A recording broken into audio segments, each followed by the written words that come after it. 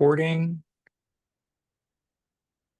I'm going to share my screen. I've been having so many issues with sharing my screen and everything because I got a new computer. I got on here like 30 minutes early just to like practice, make sure it was working. All right. Sorry, just getting stuff on my computer screen all organized. All right. I now call the meeting to order at 7:02 p.m.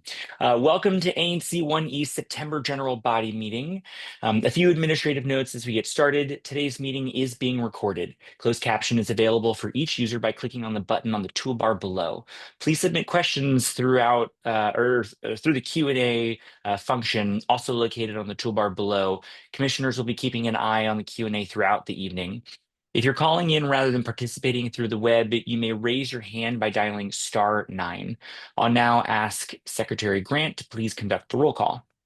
Great, super. Commissioner Howard. Here. Commissioner Hawker. Here. Commissioner Brown. Here. Commissioner Newland. Present. Commissioner Jacobson. Here. All right, and Commissioner Footer is here. Present. Full attendance, 7. Great. With 7 out of 7 commissioners present, we have a quorum. All right, continuing on. Per DC law, the ANC 1E meeting was noticed to the community via listserv, social media, website, and e-calendar. Moving to the approval of the agenda. This evening, we have a pretty packed agenda. So we'll start off with the consent agenda, and I'll go through those 2 items in a moment. We will move on to community announcements, where we have 3 special guests, and then our typical opportunity for the Mayor's Office of Community Relations and Services, otherwise known as MOCRS, who will provide an update, and then we will go to commissioners and the public. Then we will go to official business, and under zoning and economic development, we have 1 resolution with respect to streeteries. For transportation and public space committee, no resolution this month. For public safety and engagement, we have 1 resolution addressing federal officers identifying themselves. And then we will move on to the ANC 1E budget for FY 26. And then under other business, we have 2 resolutions, 1 with respect to advocating to the DC Council to administer COVID vaccines, despite whatever is going on with the federal government. And then there's a resolution opposing some of the bills to come out of Congress. With respect to some of the commissioners who may have to recuse themselves with dealing with things that of a federal nature, I did try to organize the resolutions so those were last. Unfortunately, there is 1, and this is when we get to it, I'll ask a specific question about how we need to make sure that we're protecting the person who needs to recuse themselves, so we'll get there. With that, are there any additions, edits, amendments to the agenda?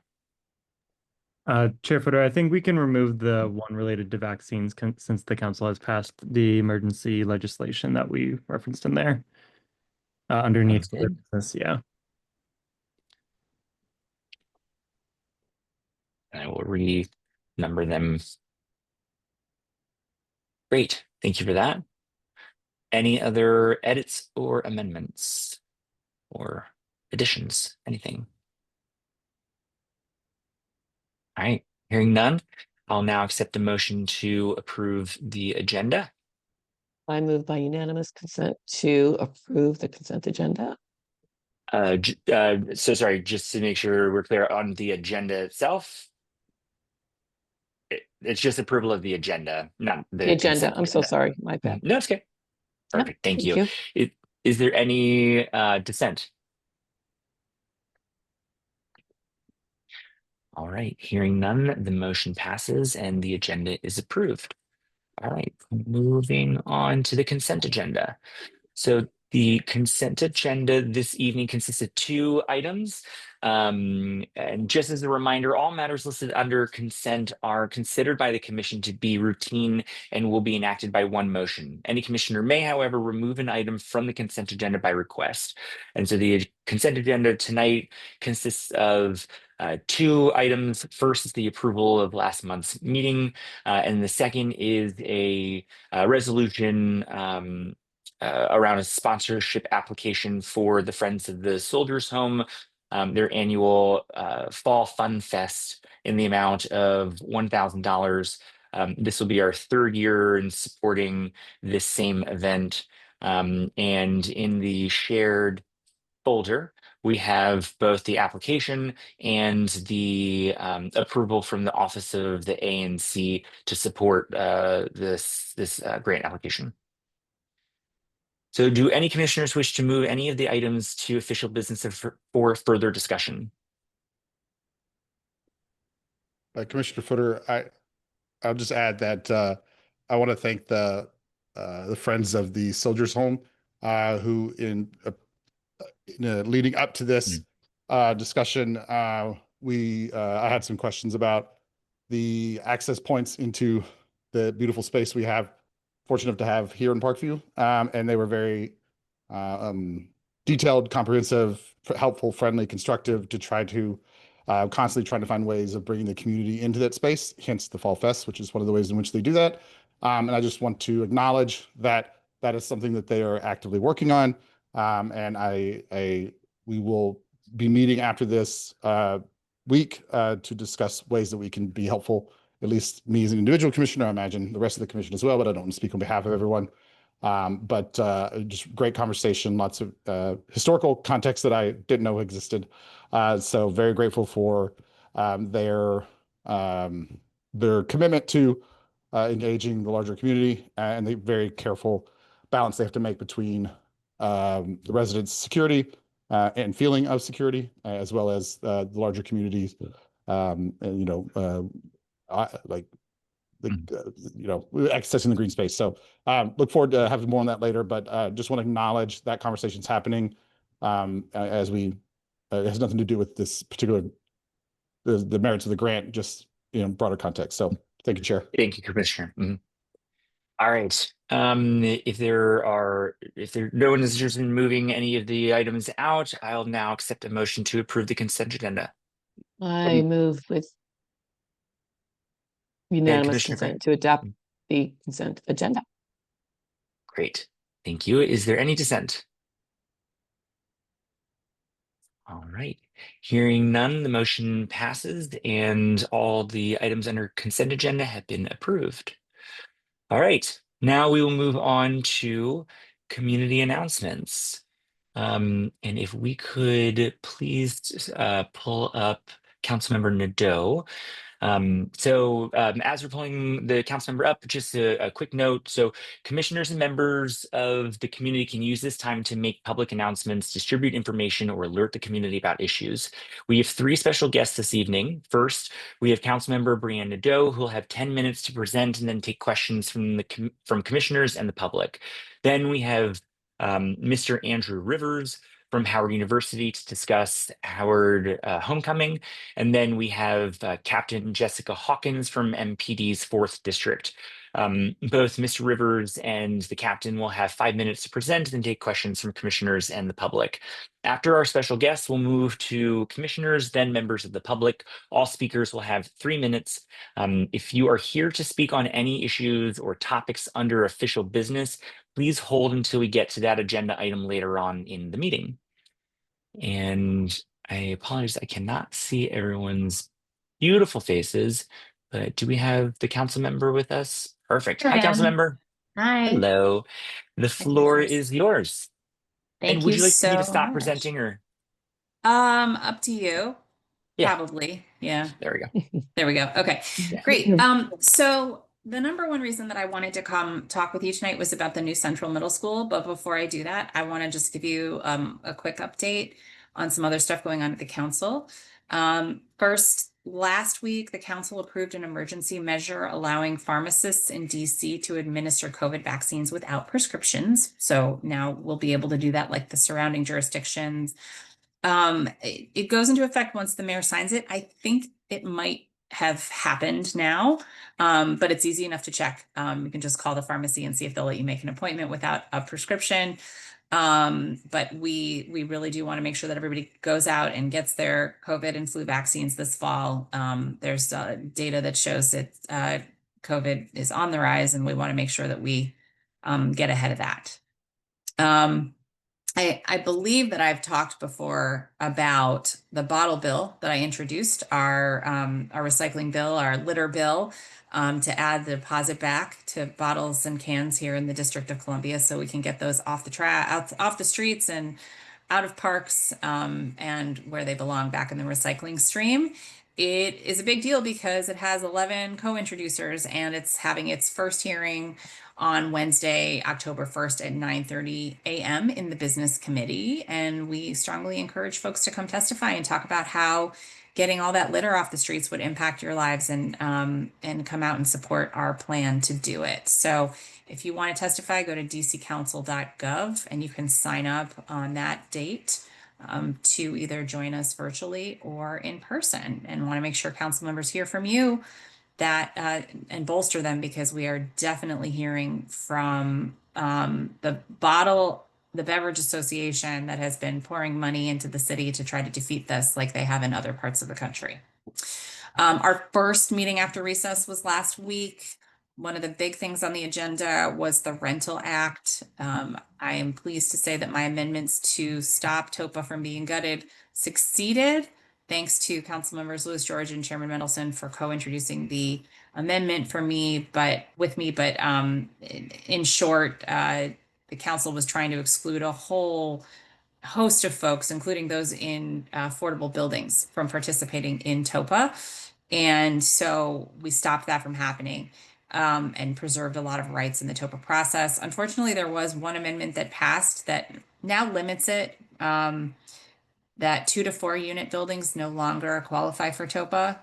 And I am going to try to continue working on narrowing that, because we've already had calls from people in Ward 1 who were about to start TOPA in their 2 to 4 unit building, and now they believe they might not be eligible to do it. A weird thing happened when that amendment was passed and amended on the dais, kind of on the fly. And I'll note that one of the reasons I didn't vote for that was not only that I opposed it, but also it's such a major change to TOPA. It probably deserved its own hearing and not just to be done on the fly. It accidentally actually restored single family TOPA, which council had eliminated back in 2018. So funny to me, because I was maybe the sole dissenting vote on that. And maybe the people who are amending things on the fly deserve that. But I suspect that that will be resolved pretty quickly. And so I'm going to use that as an opportunity to, once again, try to narrow the 2 to 4 unit exemption, because that will give us one more bite at the apple. The RFK Stadium deal passed. You probably know I'm opposed to spending tax dollars on something that benefits billionaires. It passed anyway, despite my objections. And finally, before we talk about the school, I don't think we've been together since the federal takeover of the city. I am very loudly opposed to any interference from the feds in our communities. We've been hit particularly hard by ICE, with our neighbors and friends being taken without warrants and in broad daylight and in front of their children, in front of other people's children. We've also seen a lot of other feds out on the street patrolling, even though they're not trained in our local laws or in patrolling. My hope is that, as that winds down, everything but ICE seems to have wound down more or less, that we don't have that back again. And really pleased to have the Attorney General fighting for us on that and sticking together with the council members on that. We're also very closely monitoring 14, 15 anti-home rule bills that would repeal many of our own laws, and also take away our elected Attorney General. I've been in meetings with members of Congress, and so have other colleagues. We're trying to do all we can to improve our relations with Congress so that they will keep their hands off DC. But now for the main event, I am very excited to talk with you about the new Central Middle School. This is something I've been working on since before I was on the council, more than a decade now.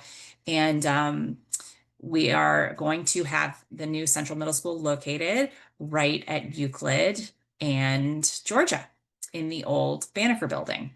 It is going to begin, the renovation will begin next year, or maybe even this fall, actually. No, next year. Yes, Tubman's in there one more year. It'll begin next year and it'll be fully renovated so that it is a space for middle school. And there are a number of schools in wards 1 and 2 that will feed into it. And everyone's very excited to have this. This will serve the population that's currently co-located at Cardozo and that was originally Shaw Middle School and was at Shaw. And then when Shaw closed, moved to Garnett Patterson. And then when the principal there died, moved to Cardozo. And this will be restoring that Central Middle School, and which was formerly named Shaw. But I have proposed that we name the school on Euclid Street after one of our longtime community leaders. I generally prefer to name places after women of color, people of color, local leaders, and definitely not slaveholders, segregationists, or union busters, which is what, some of our schools, monuments, et cetera, are named after. And that's why I introduced the Dolores Tucker Middle School Designation Act of 2024. And Miss Tucker was born in 1929 and raised right there on Euclid and Sherman, just one block from the school. She attended DCPS schools. She graduated from Dunbar High School, and she earned both her bachelor's and master's degrees from Catholic University. She was an outstanding community activist. She was active in many community clubs, civic associations with the ANC, police advisory commissions, voting precincts, churches, local schools, and universities, and political campaigns. And she taught Sunday school at Plymouth Congregational Church for decades and mentored generations of young people who knew her as Ms. D, Aunt D, Gran. She was recognized by Carolina Missionary Baptist Church as a light of the world, and she was especially proud of the fact that she taught multiple generations of children and that they remained in her close and loving circle. Her life was centered around young people who she loved dearly and who would come to her for advice and help with their problems. I was once one of those young people. And she also served as president of her co-op at 3128 Sherman Avenue, where she organized a Christmas prayer breakfast for 45 years. That breakfast was so prolific, it would draw over 100 people, including the entire building, firefighters and police officers from nearby districts, and city council members. And Ms. Tucker, or Ms. D as I called her, stood up for what she believed was right and fought injustice throughout her life. She passed away in 2022, but her legacy truly lives on in the lives that she touched in the community that she helped shape. So my belief is that naming this school after her ensures that legacy will continue and that students will walk into a building every day that reflects the values of public service, love of community, and generational care. And I'll note that tonight, her son, Carlton Tucker, and her dear friend, Tanya Jackson, are available to answer any questions and speak more about her life. They're on the Zoom. Maybe they can talk during community comments. Some of you may remember Tanya as my former chief of staff, who also worked alongside parents and community members to secure the funding and support for the Central Middle School. So I don't know if you'd want to let them go live while I'm still here or later, but they are here also to share about her legacy. And my hope is that ANC 1E will be excited about the legislation and interested in supporting it. And that's all I got for tonight. Thank you very much. You like, Commissioners, say that again. would you like me to self-moderate or do you want to call the speakers? Right, I'll call them. Okay. Commissioners, any questions for the council member? Yeah, hi, Commissioner Howard. Hi, council member. Thank you so much for that update. And thanks for the advocacy in the school. Do you know when it'll open? It opens, I think, 3 years from now. Okay. Because it's a big renovation. Yeah, I would imagine. And I'll just say to your comments on Congress that as speaking as a chief of staff to a House Democrat, it's mostly one side of the aisle of Congress that's really Fair enough. DC. So, but you know what? Thank you for your advocacy. It is true, but I will say that I have met a number of members who just don't understand what's going on because like understanding how our budget relates to the congressional budget might not be top of mind because it's never been an issue. So Yeah, no, and there's a lot of education. That's a big part of it. And I appreciate everything you and the rest of the council did. and remember, it took congressional Dems to repeal our criminal code reform. Republicans did not do that alone. So No, we can't take And anyone for granted. never should. Thank you. and 31 Democrats voted for 4 bills that went out last week, right? So Yeah. yeah, Yeah. We're collateral damage sometimes. all right. Commissioner Jacobson. Thanks, Sheriff Footer. Thank you for joining us tonight, Councilmember Nadeau. And thanks for your advocacy on the middle school. Happy to work on a resolution for the ANC at some point supporting that name. Thank you. And thank you for your advocacy on the pharmacist vaccine bill. Really appreciate that. I wanted to ask a little bit about if you had any insight into some of the issues that DPW has had recently. I think I'm not the only commissioner that's run into this, but there's just been a lot of issues with trash being picked up on time, and it sounds like there might be some staffing issues. I think what would be super helpful if we're expecting things like this to happen in the future is some way that constituents can sign up to get notified, because going to DPW's Twitter feed and seeing that trash collection might be delayed somewhere isn't super helpful, and relying on me to try to communicate to every constituent isn't also very feasible, because sometimes I figure out like halfway through the day that trash won't be picked up. Yeah, great point. A couple things. I'm meeting with DPW on Friday to try to go over all of the complaints that we've received recently. You know that I live in 1E, so when you have trash problems, so do I. So I am also monitoring it personally. But there are structural issues related to the staffing that we are going to be able to work on in FY26. Let me say more.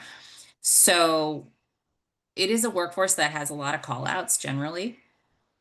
It's a tough job and it's not the best job to have. And we are a second chance workforce agency. So DPW is a second chance workforce agency. So it's a challenging workforce. That said, it's extra challenging when you have a time management system that's basically paper-based, because by the time the managers realize who's out and what routes are not being covered, it's almost too late to call in new people and get them on the route in a way that doesn't impact customer experience. So the director asked for, and we gave him funding for FY26 to completely convert to an electronic time card system. Yes, so you see where I'm going with this? So he can have his swing shifts ready where they need to go. So it sounds pretty basic and a little silly, but clearly it's not, because it's having such a big impact. And I'm glad that they saw that, understood that, and requested the funds, and they have a technological fix. So now if that gets into place and we're still having the issue, then we've got to reevaluate. But the hope is that things will get better once that's implemented. And one of the questions that I'll have for him is, okay, so are we going to hit the ground running October 1st with a procurement on that? What's the process and where are we going? Luckily, I have both TPW and procurement in my committee. So we can push from a couple angles, but I know that this is a citywide issue, not just in 1E, not just in Ward 1. And it definitely is something that people feel. So we want to get on top of it. Thank you. Commissioners, other questions? No, I just wanted Commissioner Howard. to, oh, go Oh, ahead. Nope, you go first, Brett. Commissioner Howard, and then we'll come to Commissioner Grant. I had one more.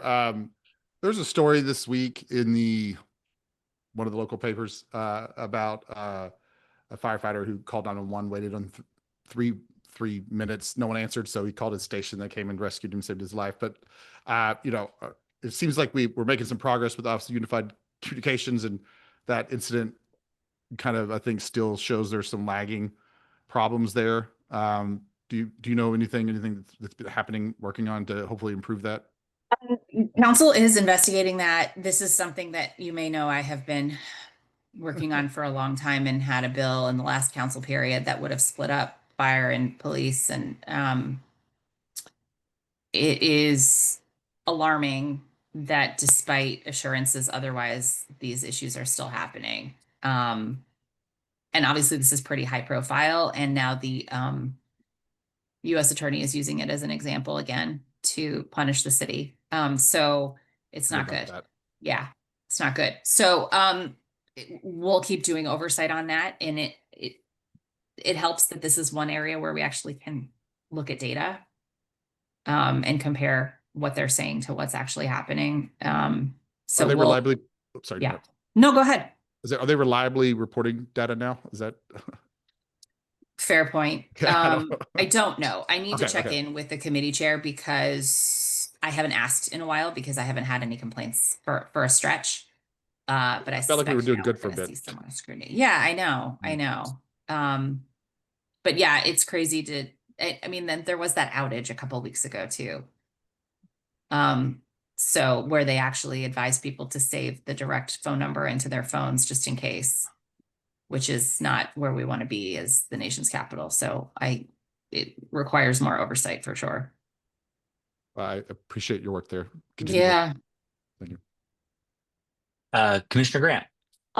Thank you. Yeah, I just wanted to thank the council member for this helpful detail about the trash collection, because I've been getting so many questions about, why am I only getting my trash picked up, once a week, if at all? And of course, there's the compounded problem of rats, Yeah. and ongoing and more rat infestations, because the problems are not mutually exclusive, obviously. So this kind of detail is very helpful. It's a little complicated, but I think just knowing that, there is that extra layer of complexity added to the staff shortage, which people also appreciate knowing about, is helpful. So I'd like to stay in touch with you on that. So thank you for that information. Absolutely. Happy to. And feel free to share, what I've said tonight with anybody. And Great, thank you. I'm hoping it makes a difference, because constituents might not be patient enough to accept that Right. as useful information, but at least we know something's coming. No, I think it helps. Thanks so Understood. much. When your trash is the one not getting picked up, you're not super jazzed that there will be a new software system soon. Yeah. Commissioners, any other questions? I know we do have a question from a member of the public, so we can move on there if there are no other questions. All right, moving to the public. Jean Humza, I'm going to click allow you to talk. All right, Jean, can you hear us? Yes, I can. Hi, council Perfect. member. I just two quick Hey. things. Just want to thank you for the update about 911 and yeah, more oversight. But the other thing is, thanks for the emergency legislation about COVID. And I did go online today and make an appointment with CVS for both the flu and COVID. So that's Yay. Love to hear it. Thank you for the update on your success. Let me know if you need anything after you go get them both. I'll bring you soup. will do.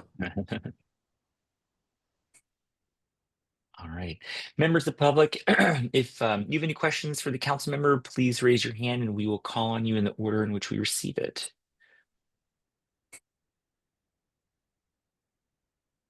Lots of friends online tonight. Thanks everybody for coming. Hope the information was useful.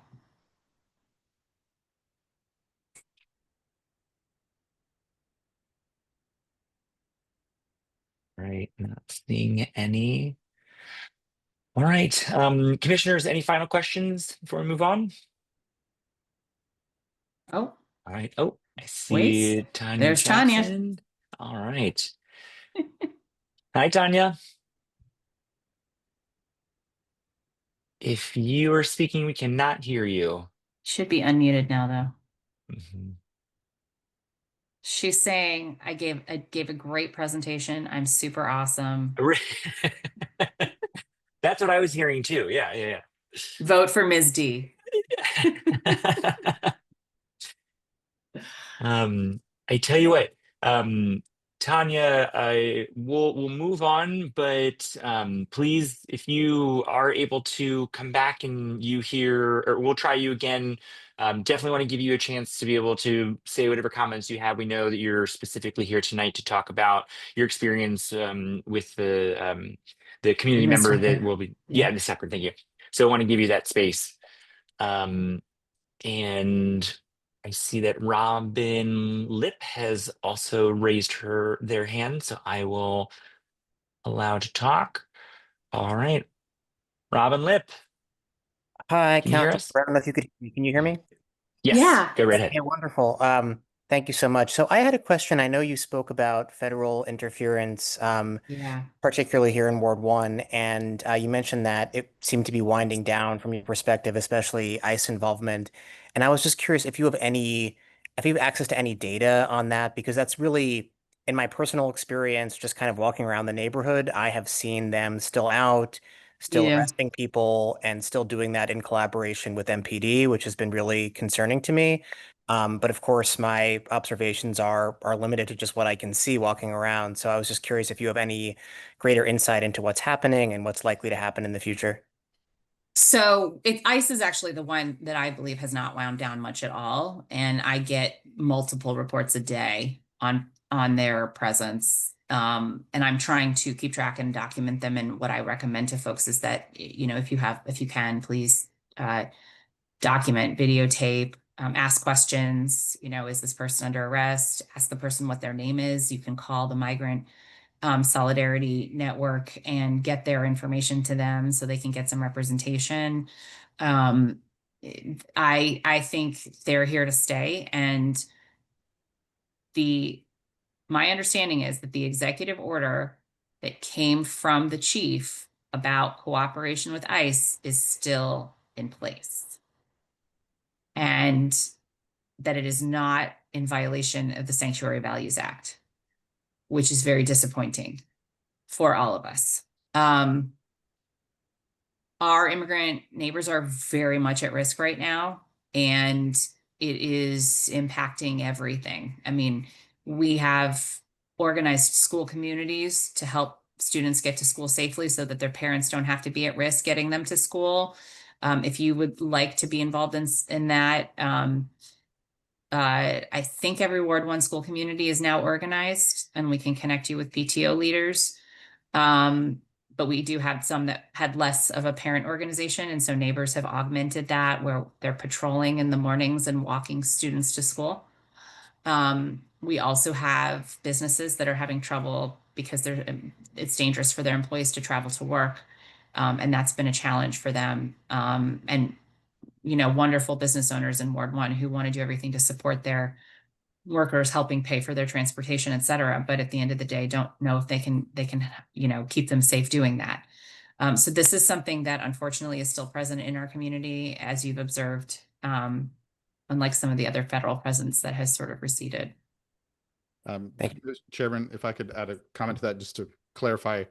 Sure. So the president's executive order referred to the takeover of the police department. That has ended. However, Yeah. he has full autonomy to deploy federal agents any length of time as long as he wants. And so, but he's got to do that in coordination now with the chief of police and the mayor, who are the leaders of the city. And so that's kind of where we are in that limbo negotiation, which the mayor is trying to do, I'm sure, the best she can here. But to be clear, these are two very different issues. One is about police takeover, and one of them is about just the natural dispatch of federal agents that the president can do at will, and It's Commissioner true. Howard. Oh, good, Councilmember. Yeah. But ICE is like, they're just like lawless thugs, so they don't really fit in either bucket. They are feds, but they don't seem to follow any rules. They're not wearing uniforms necessarily. They're unmarked cars. There's an app called Ice Block where you can check license plates and see if the vehicles are affiliated with ICE, known to be affiliated with ICE, or report things. That's helpful for all community members if you can report things there. But yeah, the mayoral executive order, the chief's order to cooperate with ICE is still in place. And that is a problem for everybody. So it's not a good situation, and it is not something that I support.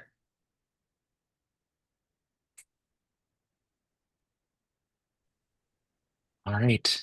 Tanya Jackson, do you want to try one more time? If you're interested in speaking, please raise your hand and we'll call you up one more time. Awesome. Okay, I'm going to try this again. Yes, we can hear you. Yay! All right, I just wanted to say a few more words about Dolores Tucker, who I called Granny, who also was a real political force in Ward 1. And I think people need to know a little bit more about some of the things she contributed.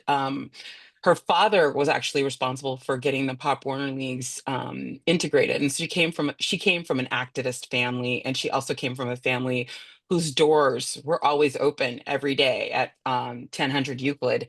And so she brought that same spirit to Friendly Neighbors Cooperative, which she named because we're all very friendly to each other.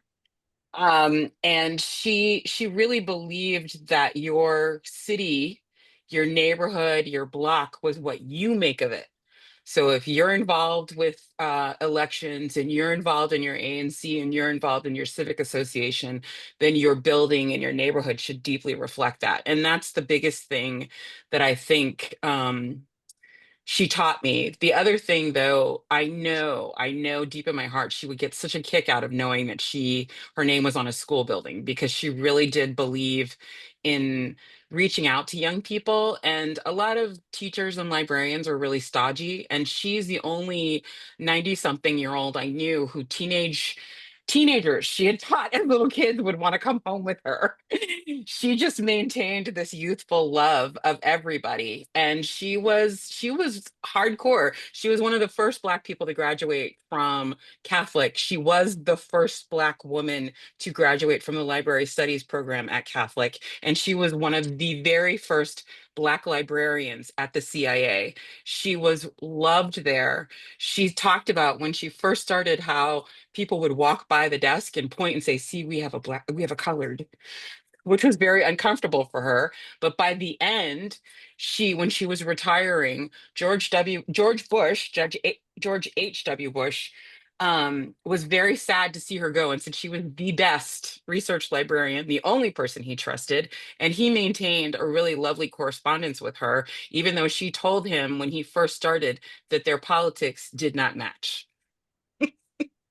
So she just was a really wonderful person, and I'm so glad, council member, that we're going to get this opportunity to name something after her in the neighborhood. It really tickles me, because she was definitely a Pied Piper when it came to the kiddos. I can remember being 8 years old and sitting in her living room, having my fill of candy and just getting to post up and read for as long as I wanted, and her just being perfectly fine with that. So she was one of my favorite people all of my life, and I'm really thankful that we're going to get this opportunity to do this for her. Thank you. So glad you unmuted yourself. Yeah. That was worth it. All right. All right. If there are no other questions, then Councilmember, thank you so much for your time this evening. And we look forward to seeing you again soon. Awesome. I see one more cue, and I will type an answer to it before I leave. Oh, okay. If you want to take a moment and speak to it, you can do that too. I'm sorry I didn't see I it. am going to send the bill, the introductory statement from the bill that talks all about her life. And I will put it in the chat for you guys too. Awesome. Thank you. Mm-hmm. All right. Well, I'm going to bring the agenda back up, and we will invite our next speaker, Mr. Rivers with Howard University.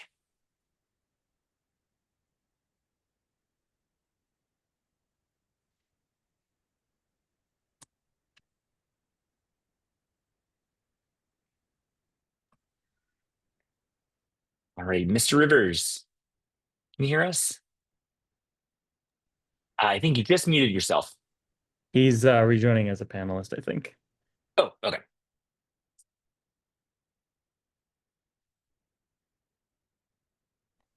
Here we go, ladies and gentlemen. All right. Can you Hello. all hear me?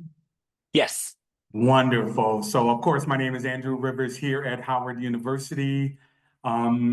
I believe I presented to you all last year, so I'm excited to come back to you with what we're planning for 2025. One of the things I do want to, the caveat is in terms of the schedule of events, it's all the same. We'll be moving in the same direction. However, the entertainment, of course, changes. parade elements changes, those kind of things from that standpoint, but we're excited in that regard. Is there a way I can share my screen? And I'm just going to kind of go through a few items for you as we talk.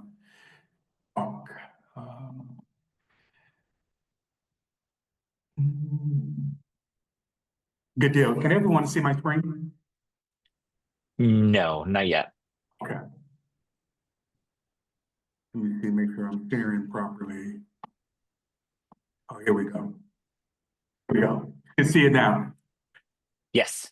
Awesome. So these are the key events. I'm going to be speaking specifically to Friday, Saturday, and Sunday, which are really our biggest event days here on the campus of Howard University. On Friday, October 24th, as you know, we always have our annual Yard Fest. It's a 2-day event. And so the first day is always the concert, which is actually held on the main yard from that standpoint. Starts at noon, goes until 7. This is typically kind of the young kids' day. A lot of the artists are really geared towards their tastes. We usually poll our Howard University family in terms of students and faculty and staff and alums to get a gauge of what they're interested in doing. The concert is usually 3-phase. It's usually local artists for the first 2 hours. When we say local students, we have a lot of artists in the DC, DMV area that try out for the concert. That is usually the first hour. Second hour, we have some B artists that may be familiar to many of us. And then, of course, we bring in our A-list, 1 or 2 artists that we typically have for the actual concert. It'll start at noon, we'll go at 7. And at the same time, this concert, Yard Fest is occurring. We'll also have what we consider our Street Fest as well, where we'll have a lot of food vendors and non-food vendors. And I'll show you that map soon. Then on Saturday, we start off with our parade, lining up in terms of street closures beginning about 7:30. Eventually, all street closures are done by 9:45 with the parade starting at 10. And then we'll move into the final parade element passing through by noon with the intent that the parade will have concluded, all streets are opening. Then we'll go into our second day of Yard Fest, but we also have a family fest, and I want to emphasize the importance of our families and our local communities can come and attend as well. It's geared towards the younger kids. It gives the families a chance to actually come to Yard Fest, but the Fam Fest is really an opportunity for the little kids to enjoy their own little Yard Fest as well. WHUT is our lead team that actually managed that. And then, of course, they work with a significant number of vendors and partners that are preparing activities that are definitely our young kids will enjoy as well. And then Yard Fest 2 is our reunion day, and that's typically a little bit more slower pace, is directly after the parade ends. And this is where we have kind of our old school concert. Last year, I think some of the artists that we had brought in was very familiar to many of us, like myself, and so we really enjoyed that as well. The actual Yard Fest on day 2 is actually going from noon until 3, because this year we will be having another late game from 3:30 to 6:30, and then ending our festivities from that standpoint. Let me pull up, I think, one of it shows the Yard Fest in the stadium, and I'll go into the parade and then show you the Bison Boulevard, which will quickly show you some of that as well. Of course, this is our football game. This is where we are going to, of course, have our game on the actual October 25th. So the key is that many people will be invited. Tickets are on sale, of course, and then we definitely look forward to you being able to join us. And the game will be kicking off at 3:30 p.m. We take you through this map here, and this really kind of shows us what we're going to be doing in many cases over the weekend. So we take the football game. During the football game, we do have Bison Boulevard with some food geared towards the actual football game. On the Yard Fest, this is where the kind of crust of the activity is going to be occurring. We'll be having a performance stage here. And what we have done over the since last year is we actually moved a lot of the food vending. There was a lot of open fire, open flame. We really worked to create a more comprehensive but safe location. And so instead of using open flame vendors, we're now moving to food trucks along Sixth Street between Fairmont and Howard Place. And of course, as you can see, the truck lined up here. And then we have some of our non-food vendors that will be located also from that standpoint. As we talked about the old school concert, definitely located here at our stage. One of the things that we typically do, as always, during homecoming, all the streets that are located directly on the property of Howard University will actually be closed. And it is a one for number of reasons. One, for safety. Number two, the idea of the number of activities, but it just really worked for creating that feel of a fair, that feel of really feeling connected to without having any obstruction of cars or anything in that capacity. I'm going to end with giving you a view of our parade. This is going to be our parade route for this year. Basically, we'll be starting at Sixth Street. Let me get this little bar. We'll be starting here at Sixth Street. Would you mind just zooming in just a little bit? I'm sorry, that's a little small.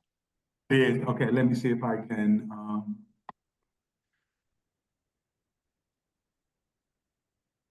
How about this?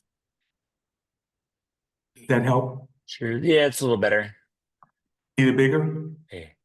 Go ahead. I think maybe it's also important to see the grand path. So go ahead and we can maybe share this a little later. Yes, I can. I can definitely do that. This is the administration building. Between Fairmont here at the top and W Street at the bottom, this is where we're going to be doing the lineup. It's actually located the yellow and green part.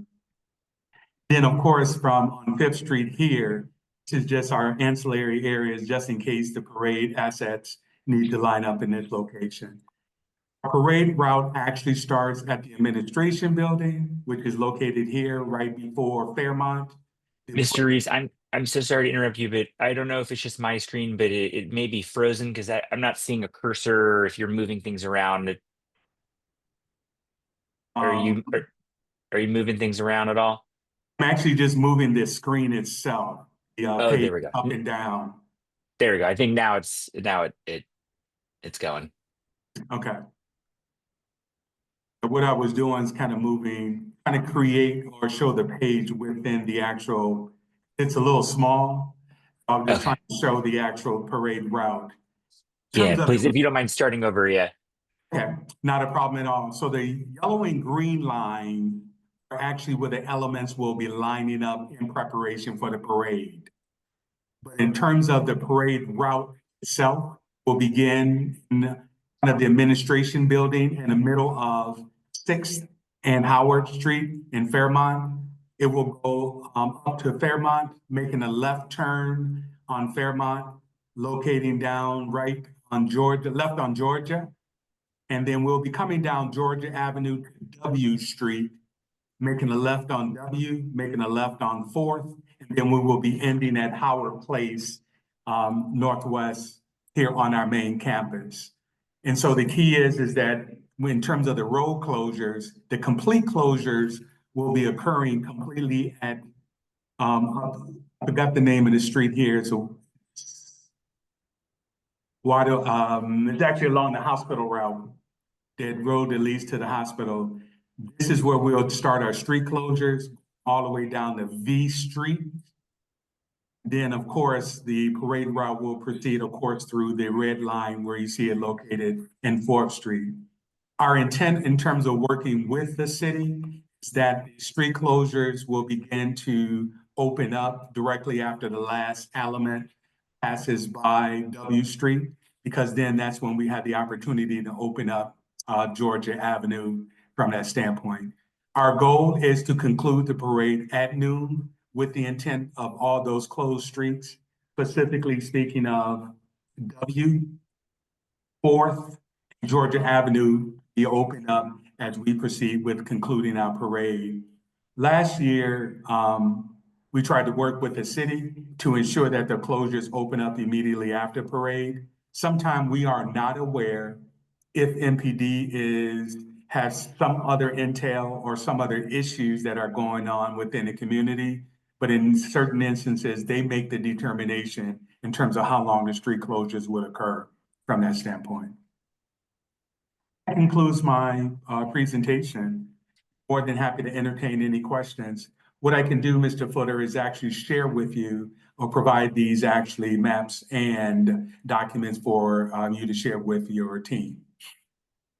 That'd be great. Thank you. Commissioners, questions? If so, please raise your hand and I'll go on. Commissioner Brown. Yeah, thank you, Andrew, for that presentation. Well, This is actually a suggestion for the ANC is if we can include those materials in the next newsletter. I I can don't know when definitely it's going do it out, after but this yeah, meeting. that's a good way of getting it out to the community.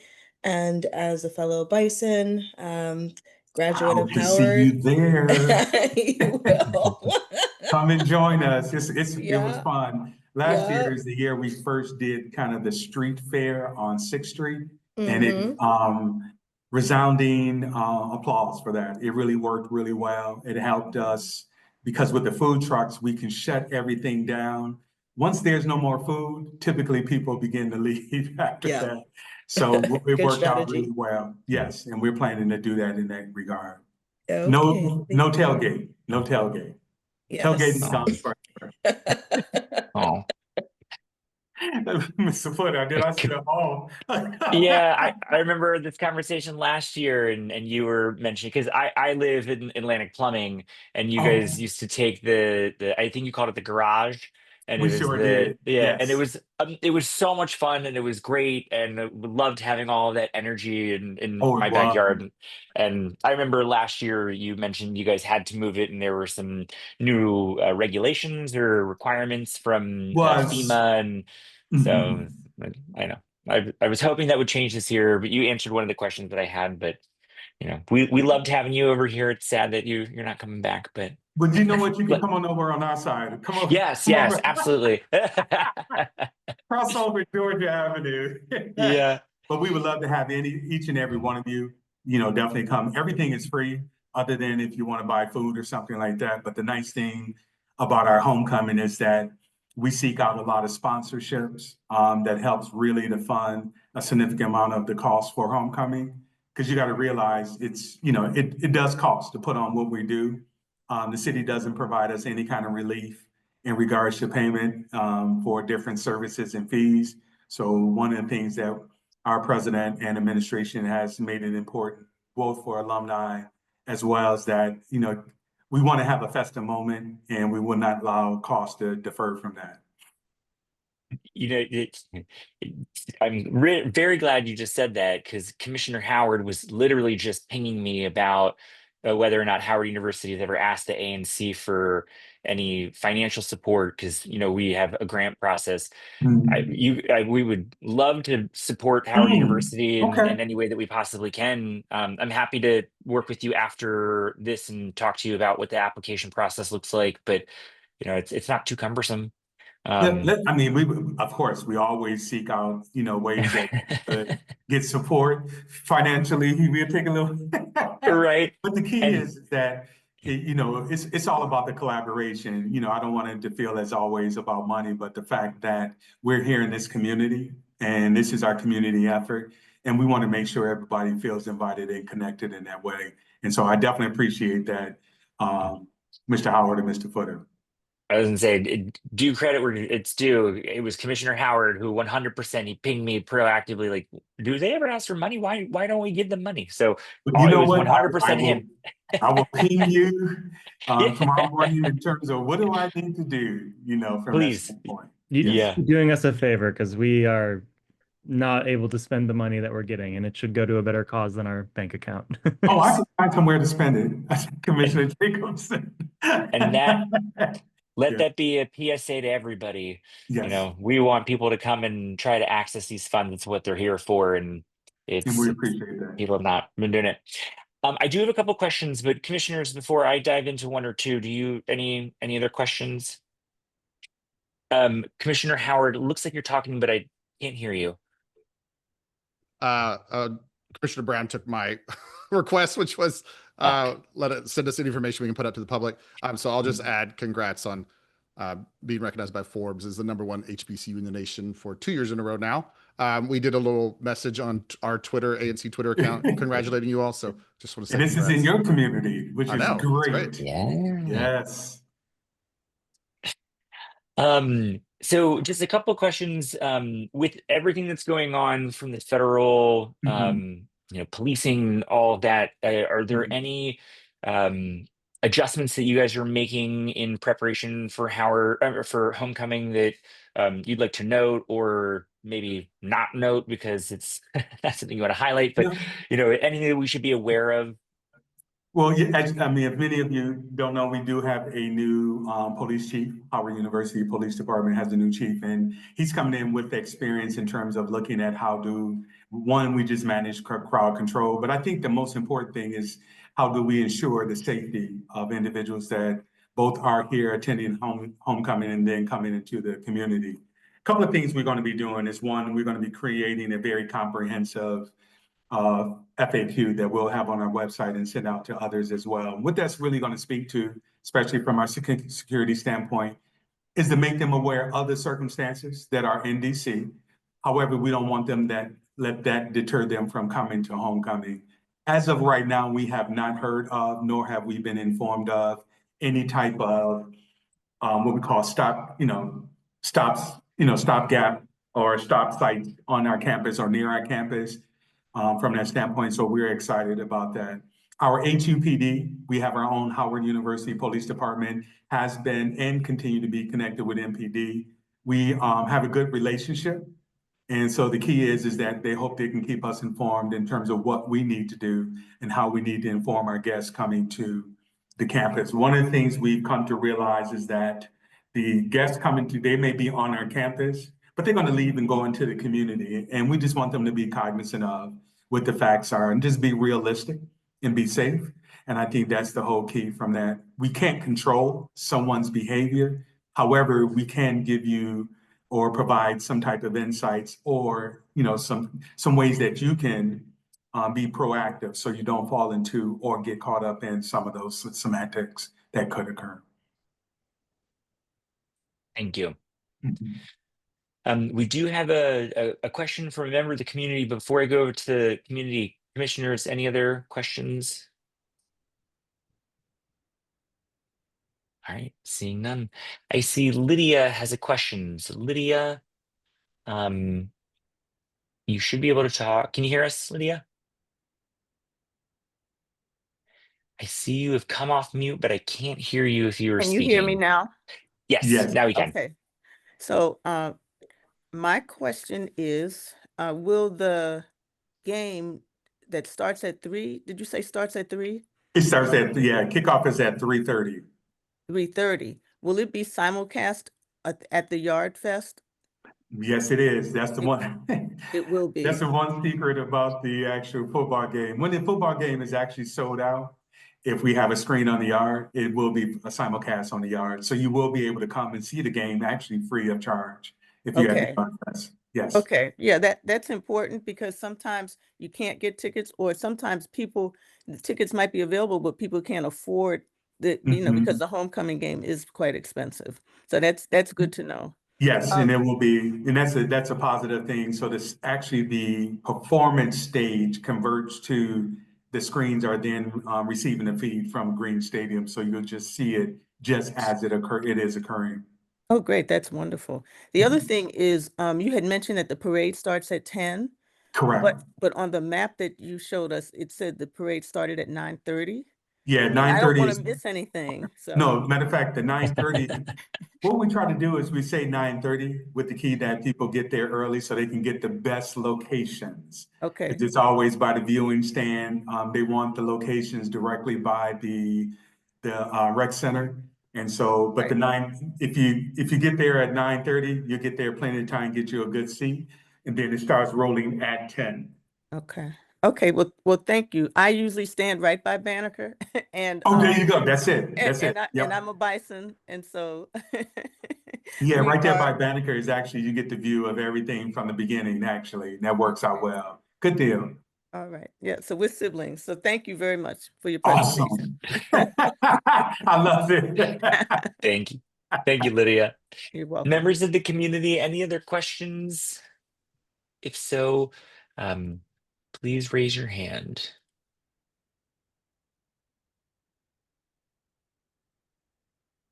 All right, seeing none.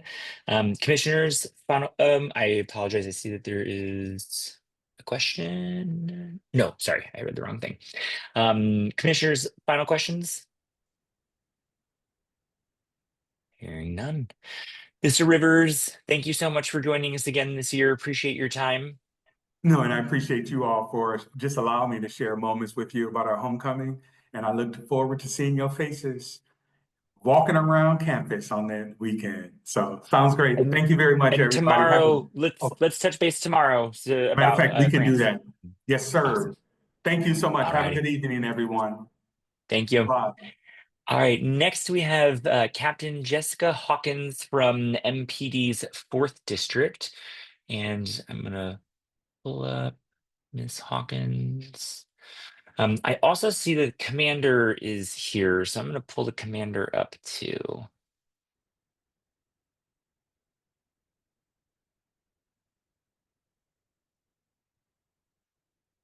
Hi, Captain, how are you? You're on mute. Yep, I'm off now. There you go. Yes. All right, great. I heard a lot about the task force. I know that's something that you guys probably want to talk about. Before I do that, we could just go over our stats real quick.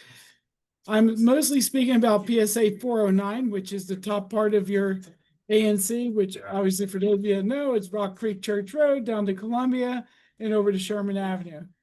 As far as I'm looking at the crime stats, just on the DC crime card, and pretty much crime is about the same property crime wise, but there is a significant drop in violent crime. Last year, this time we were at 4. This time we're at 1 for violent crime. Property crime, we're at 21 last year, and this year we're at 23. The biggest driver of that property crime are thefts. Shoplifting, package thefts is what we're mostly seeing. All right. I know everybody wants to get into the federal task force, so at this time it's probably just easier to ask questions, and I do my best to answer them. Sure. I think there were two maybe issues that I think that people were interested in talking about today. So I'll ask Commissioner Grant. Did you? I know this is your idea to invite MPD District 4 to join us. Was there a particular issue I know that you've been working on? Yes, thank you, Commissioner Flitter. Yes, one of the areas that's of significant concern for our neighbors is the crime along the block of 700 Otis Place. Commander Lavenhouse is very familiar with this. Newton is also an issue. These are hotspots. The commander has been a great partner in going on 2 community walks with us over the summer, but we're still hearing concerns from the residents over issues such as open air drug activity. There's still gunfire and those sorts of things. So we'd like the commander and also you, Captain Hawkins, if you could, to comment on what's been done recently to address those issues and what else can be done. And I'm sure some of the folks on this call will have some additional questions as well. But I would say that those are the primary concerns and areas of concern for residents in that part of SMD 1E02.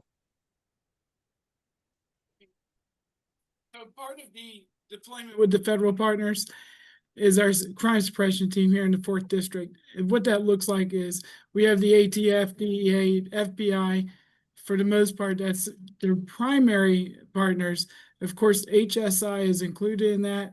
That includes Border Patrol, not so much ICE, but it does include Homeland Security investigations. part of their deployment plan is to go through all the hotspots in the 4th district to include the 700 block of Otis, Newton, and that's where they have been getting a lot of weapons or a lot of guns and drugs. So they have been out there, they have been making arrests. You know, and that's pretty much all I can say about that for now.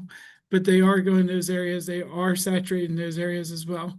So instead of having 1 or 2, officers looking at it, now we have an entire task force going to those areas.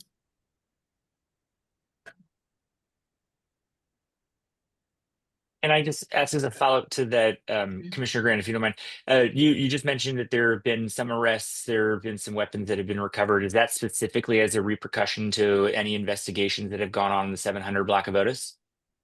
No, that's just street level investigations, street level, basically when they're riding around, they see someone might elevate from a smoking marijuana in public charge up to a possession of a gun charge, and which reveals, search incident to arrest, reveals, like a large amount of drugs or something like that.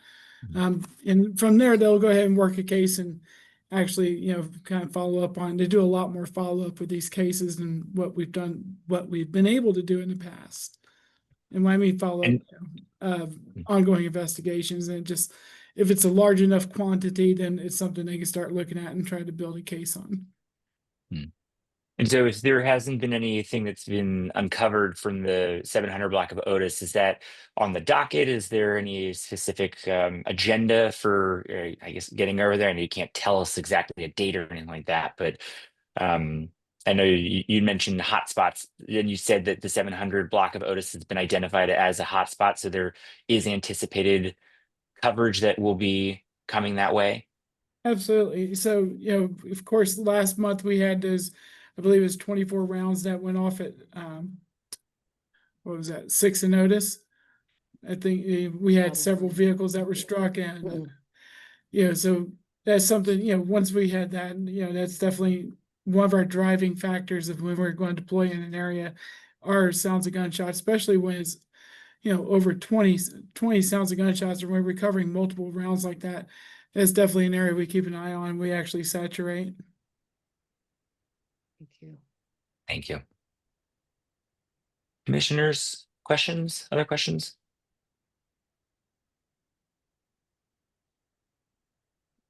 All right.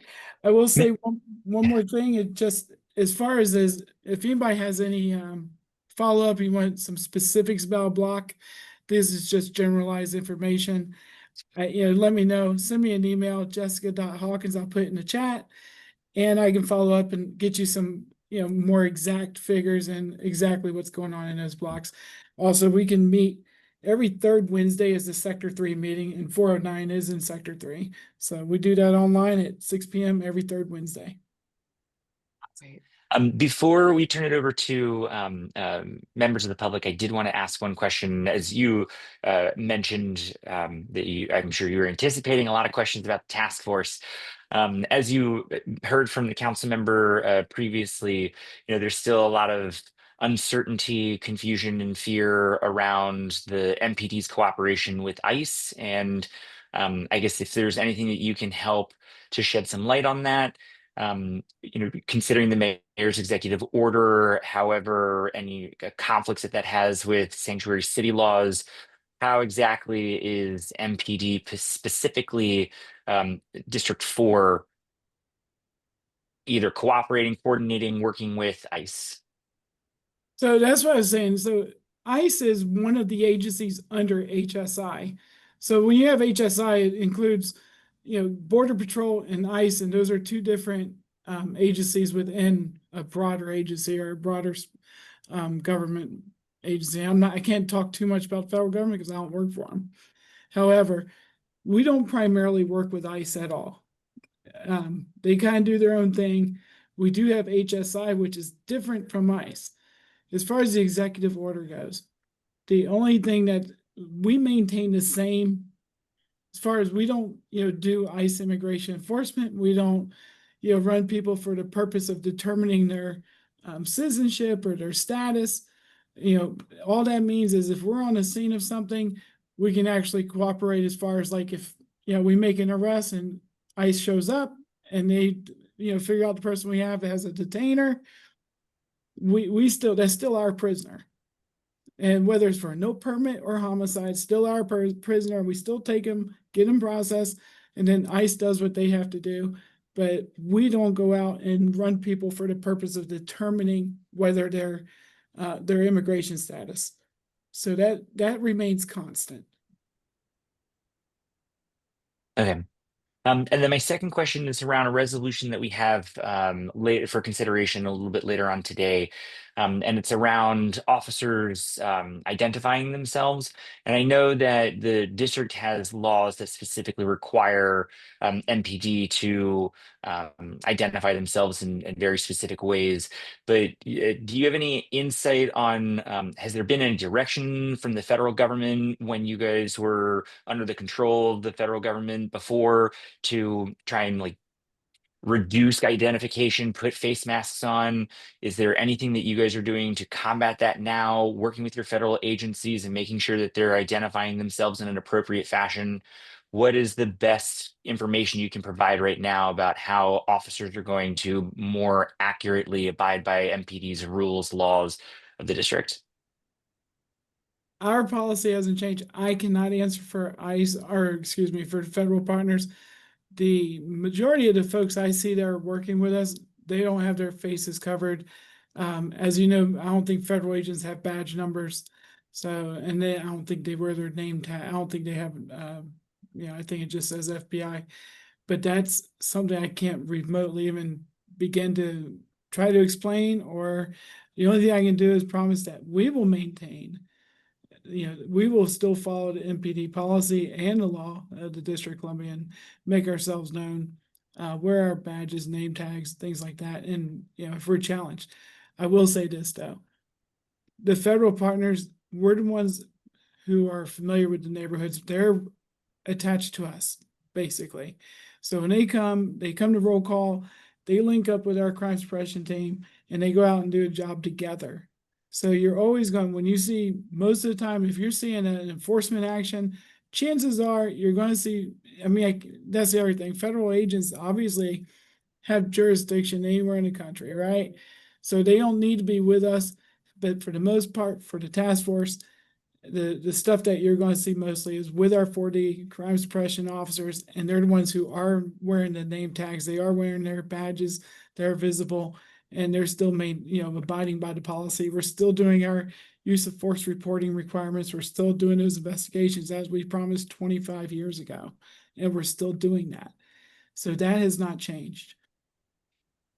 So there is some accountability there. So if you're getting arrested or someone's getting arrested and there's some question about the arrest or something like that, and we're involved, there's still accountability to the citizens and to the people of what, that we followed along, followed the policy. Great, thank you. Members of the public, if you have any questions for Captain Hawkins, please raise your hand and we'll call on you in the order which we receive it.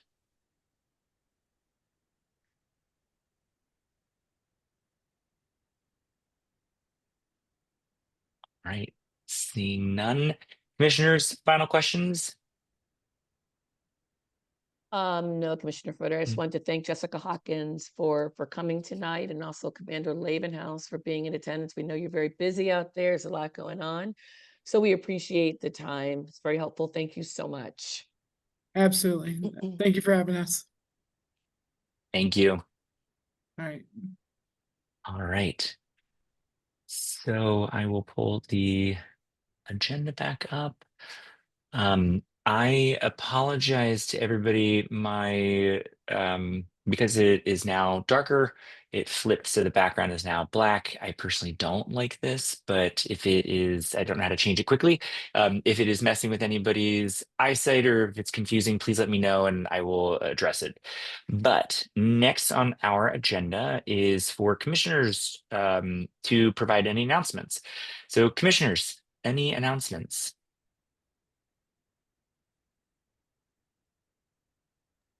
I'll just say that there's a Parkview meetup next coming up soon. It's on the Twitter page, and it was in the newsletter, and I'm blanking on the date right now, which I'm looking it up as I speak. Is it this But Saturday, George Avenue Thrive happy hour? I believe so. But oh, it's Parkview Party at Midlands, 9/27. Yeah, it's 4 to George Avenue 6. Thrive. Yep. More information on all the accounts. So just want to promote that. Awesome. Commissioner Jacobson. Thanks, Chair Footer. Just wanted to remind folks of the existence of the Traffic Operations Center. We had a very large tree fall in the middle of the street on Fairmont over the weekend. And if you call the Traffic Operations Center about things like that, they'll come out relatively quickly. I'll drop the phone number in the chat. I also use this phone number to call about pedestrian signals that might be turned where it's hard for a pedestrian to see whether or not they have signal to cross the road. You can do the same with any sort of traffic signal and stop signs and things like that. So I'll drop that phone number in the chat for folks that are curious. Hi, what's the Traffic Operations Center? Newbie here. The district's Department of Transportation Traffic Operations Center deals with all things traffic operations. So roadways, signage, like stoplights, things like that.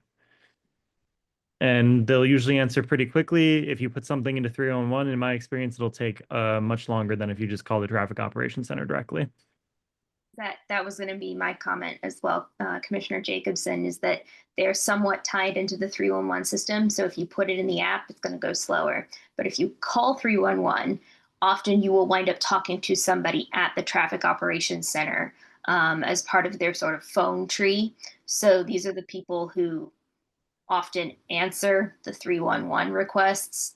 How you approach them will kind of change the speed at which they answer an issue. I worked with Commissioner Jacobson on getting a streetlight retimed, and that was with the Traffic Operations Center. Nice, thank you for that. Any other announcements? All right, I have 3 very quickly. One, Casey Lewis, the RFP finally is coming out, and we're organizing the community to have basically a revitalizing the conversation on how we're going to end up spending the $1.2 million. There was a lot of back and forth on how we were going to co-collaborate funding with DCPS, considering that there was going to be a swing space with Seton Elementary. And so there's finally been some movement. We're going to have a community meeting where DPR will be mad at me for saying this in a public forum, but right now it's tentatively for October 6th, which I'm very excited about. There's a good segue into my second thing, which is Seton Swing Space. I'm working with the community. There are a couple of concerns with what the bus routes are going to be around Seton Swing Space, and how they're going to make sure that they're incorporating opportunities for everybody to get accessible transportation. And so thank you to DDOT in advance and to DSPS for working with me on trying to leverage the voices of the community and their concerns around traffic and getting kids to school safely. And then finally, the no parking signs on 9th Street, which I've been dealing with for a little while, is finally up, and now we're working with DPW to enforce it. It's been a busy month. All right, any other announcements, commissioners? All right, now we go to the public, the community, members of the community. If you, Commissioner Howard. One more thing. It looks, just by all accounts, the government's heading towards a shutdown. I imagine there's a lot of federal employees, or in each of our commissions, and so if the city's holding any kind of services or any nonprofits that could help those who may not get paid during that, what I think will be a very long shutdown, and so it may be worth us revisiting this as we get closer to the end of October, when most paychecks are going out, and that becomes a problem. Commissioner Hawker. Thank you, Chair Footer, and thank you, Commissioner Howard, for reminding me. This one is going to be a weird shutdown in that DC government does not know if it will be designated as a whole or in part as emergency and must continue to work through the shutdown. Part of the entire hoopla with the last continuing resolution was that a chunk of accepting DC, literally just a half page, just got deleted. It is supposed to go back into this CR, but if this CR does not pass, the district government is currently preparing to also shut down. So all of those resource pages and everything else for federal employees would typically be posted by city employees. And right now, the city employees are doing their best to get everything prepped and ready to go because we don't know if DC government will be designated, like I said, in part or in whole.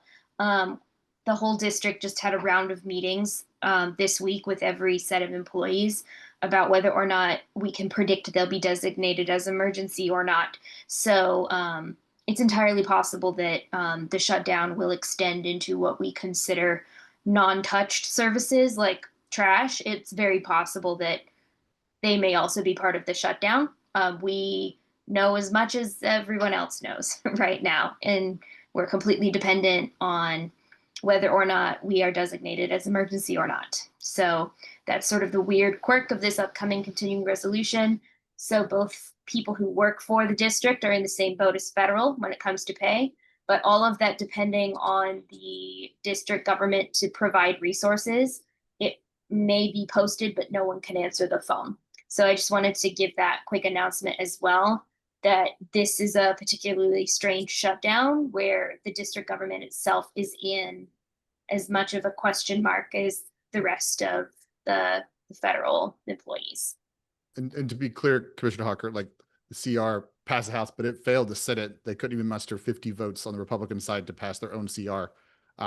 So right, so we're still stuck in the last. So yeah, exactly. The last CR's quagmire is now resulting in, if this continuing resolution upcoming doesn't pass, then we revert to being treated like another federal agency. And the House is currently not scheduled to come back till October 6th. Thank you for that. Yeah. All right. Any other comments? Yes. Commissioner Hawker, if there's anything, let's chat about, that relationship, because if you think I can advocate for ethically and legally, I will. Okay. Awesome. Okay, we're at almost 8:30. I'm going to start moving things along a little bit quicker. So, commissioners, any final comments? None? Okay. Members of the public, any announcements? Please raise your hand.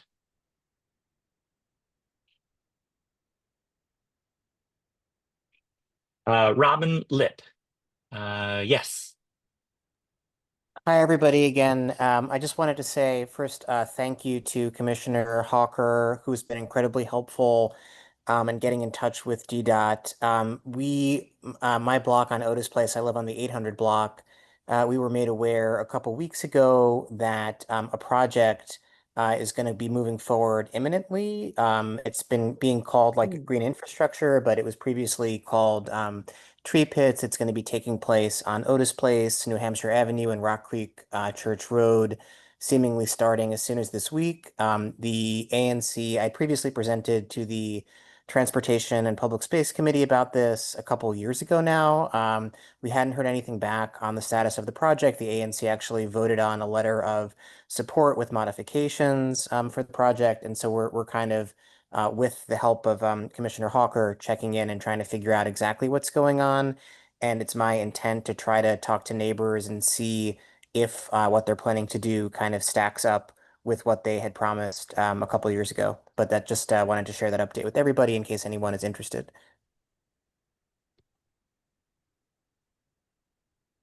Thank you. All right. Any other members of the community wish to speak?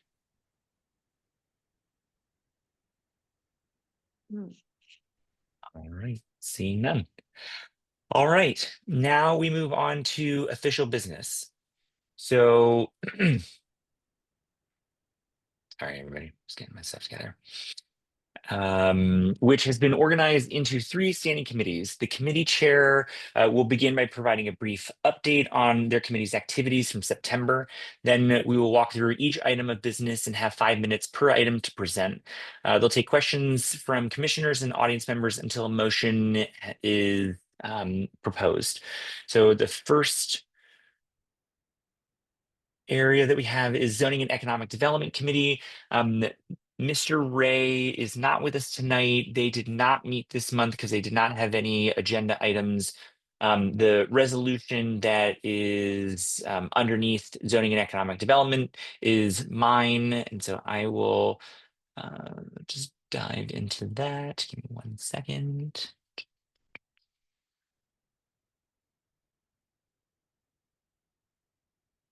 All right, can you guys see my screen? Yes, Great. it's black still. Is it like, can you read it okay? Yeah. Yeah, it's Yeah. it's nighttime, so. Yeah. I got a new computer. I don't know how to, it does that. I need to turn that off. I hate when it does this. Okay, I will speak quickly. We did discuss this. We did not discuss this during Cal. This came to fruition just a couple of days ago.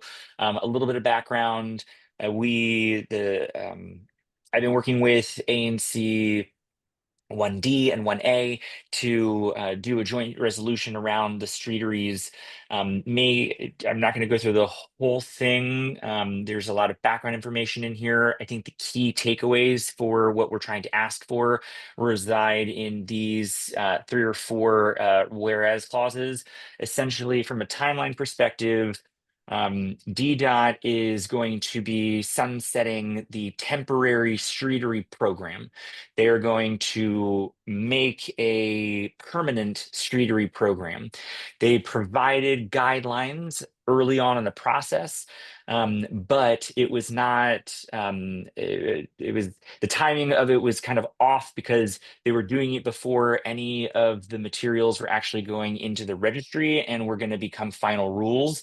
And so a lot of businesses didn't want to act on anything because if the rules changed during the vetting process, then they would have to pay twice to make sure that they were doing all the things. And so DDOT continued to move forward without changing any of the timelines in their guidance, things of that nature. And now we're at the forefront of it. And so in June, the comment period closed for the final rules. And the best that they can articulate is that in the fall, they're going to announce what the final rules are. However, November 30th is the effective date that the temporary program is ending, and the expectation that people who are interested in maintaining businesses that are interested in maintaining their streeteries need to abide by the new guidelines. So just as the timing of everything has been really off, it's been very confusing, and now they're going to be held accountable to doing this in a very, very short window. And essentially what we are asking for here, it's very small on my screen, is for a temporary extension up to 6 to 12 months, and to provide people to work with DDOT and make sure that they have the plans in place, that they have the financial kind of plan to be able to do this in a reasonable way. It is not saying that everybody is going to participate in this. It's just the people who are interested in it should have a little bit more space to be able to abide by what the new regulations are. And this window is not a very feasible one. Questions? I spoke very quickly about that. Well done. Thank you. Thank you. ANC 1C D has already passed the resolution that's similar. 1A, I believe, is going to pass one, and this will be ours. So if there are no questions from commissioners, I see that there's a question from the community, and Jean Humza. Yeah, hi. I'm a little surprised by this because I didn't know about it. You didn't mention that you had been in communication with ANC 1B. And I know there's some of those street areas over there that are problems. So I'm just wondering, where it says the up to 6 to 12 month extensions allowing businesses continue operating existing, blah, blah, blah. Pursuing compliance, maybe to beef that up, like they actively have to have paperwork in with DOH or whatever, that they're not just sitting on the streetery for another 6 months or so. And I only bring this up because ANC 1B literally has been approached, some people have been approached by the commander about the causing problems at the end of the night. It's a place where people hang and things go on until 5, 6 o'clock in the morning. On U Yep. Street. I'm just talking about U Street here. Mhm. So anyway, if maybe that part could be really beefed up so that it's like you are actively, got your paperwork in with DOH or anyway, that's my thought. Thank you very much. That is the intention of the language, and so I hear you loud and clear. I want to make sure that that it's clear in here. Thank you for saying that, because yes, that is the intention. It's not a blanket 6 to 12 months. It's the people who are interested, who have an, as you're saying, an application, people who want to make this work. They just need more time. 100% behind that. Thank you, Jean. Any other questions from community members?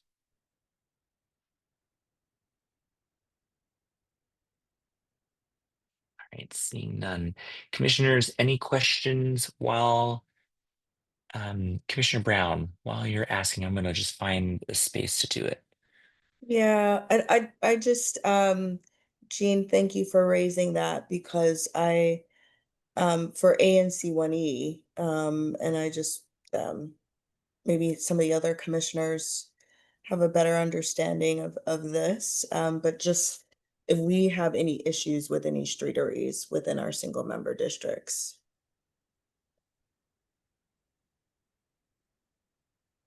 I'm not aware of any. Is that, sorry, your question is, have any streeteries talked to Yeah, us about an issue? yeah, You have a or lot of any. businesses in your SMD. Has anyone come to you to talk to you about streeteries? Mm-mm. No. Do we have them anywhere here in Bonnie? Not that I'm aware if we There are a did during couple. COVID. Oh yeah. Yeah, I think a number of them have Mother. gotten rid of it. There's two in my ASMD, and Oh. they both have gotten rid of it, but they got rid. So this wouldn't apply to them because they didn't want it anymore. Yeah.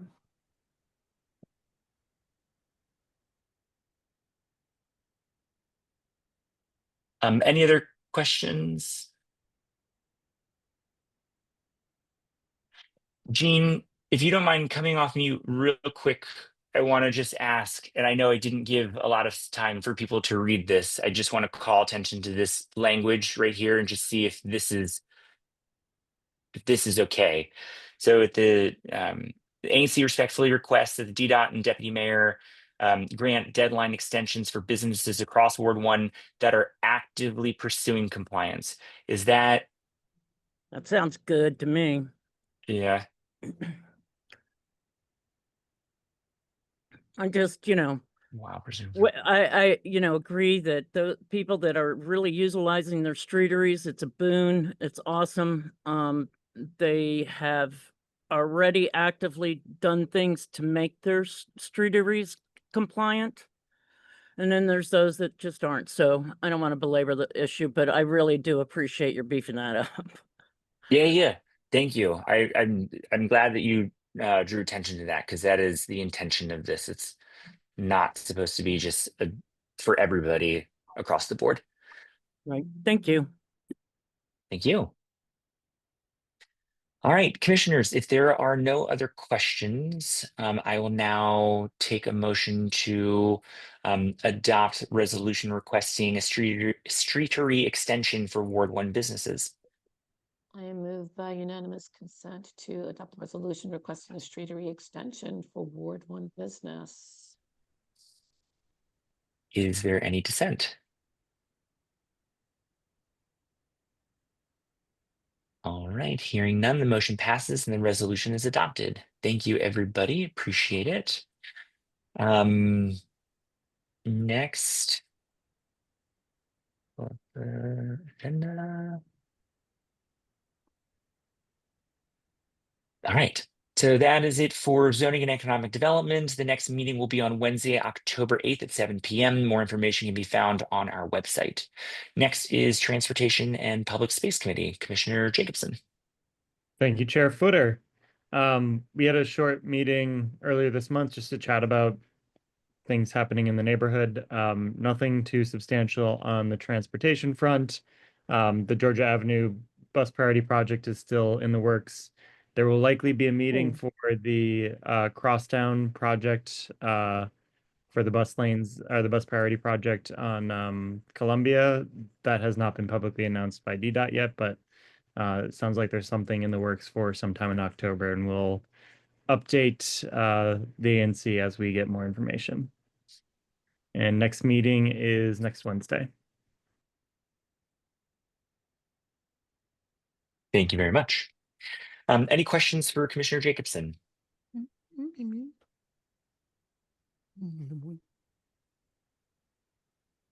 All right, members of the public, any questions for Commissioner Jacobson with respect to transportation and public safety? Public space, excuse me.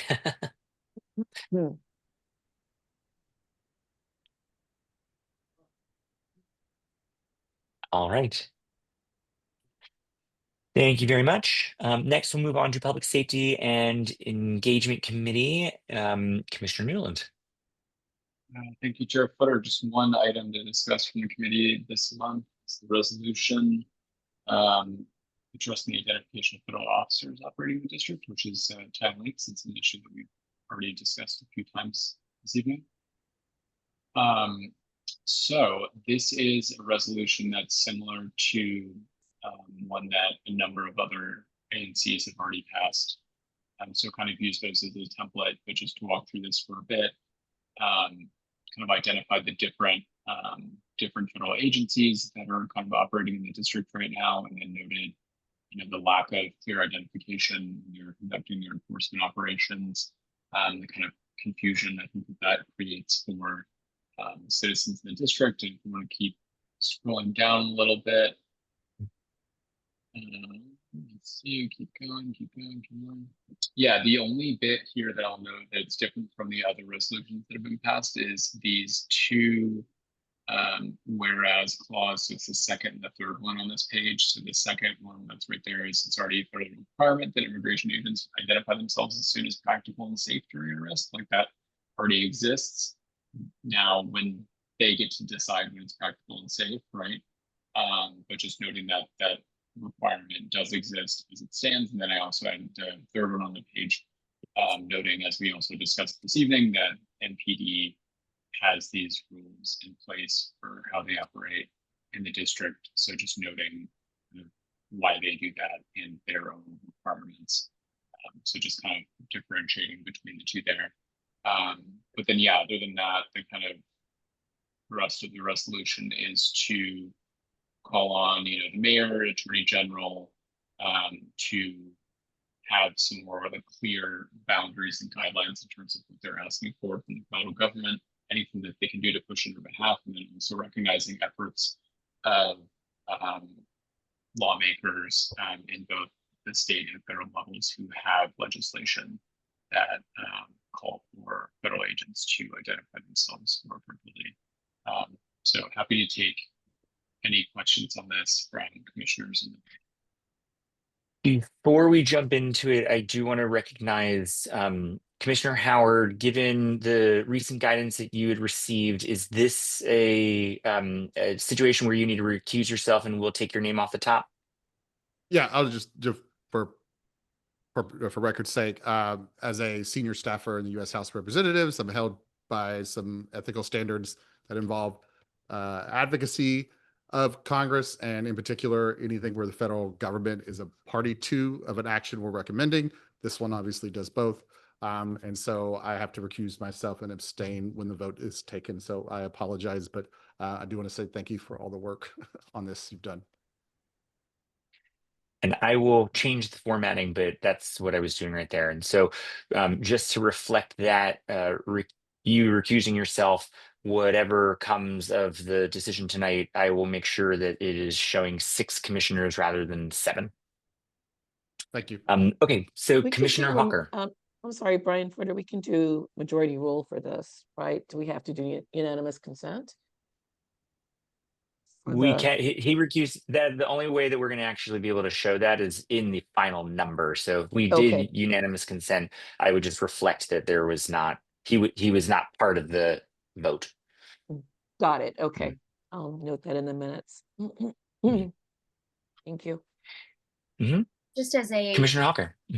thank you so much, Chair Footer. Commissioner Newland, just as a quick suggestion, after hearing from the captain earlier today, it seems as though, and this has been my experience, that I've encountered more HSI than I have ICE, and that we may want to specifically call that out in the list, although the list says non-exhaustive. Just after hearing from MPD today, including HSI in this specific list may be of use. Otherwise, thank you for this work, and I appreciate it. Commissioner Newland, do you accept that friendly amendment? Yeah, sure. Okay. I apologize profusely. I do not know what HSI is an acronym for. Homeland Commissioner Hawker, would you just put it? Okay. That's it. I'm afraid we have to take you out of the chair position. It's I'm Homeland out. Homeland Bye, Security everybody. I'm out. It's the Department of Homeland Security. HSI is Homeland Security Investigations.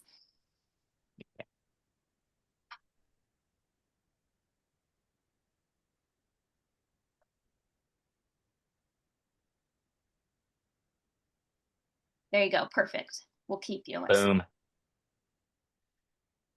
All right. Commissioners, any other questions?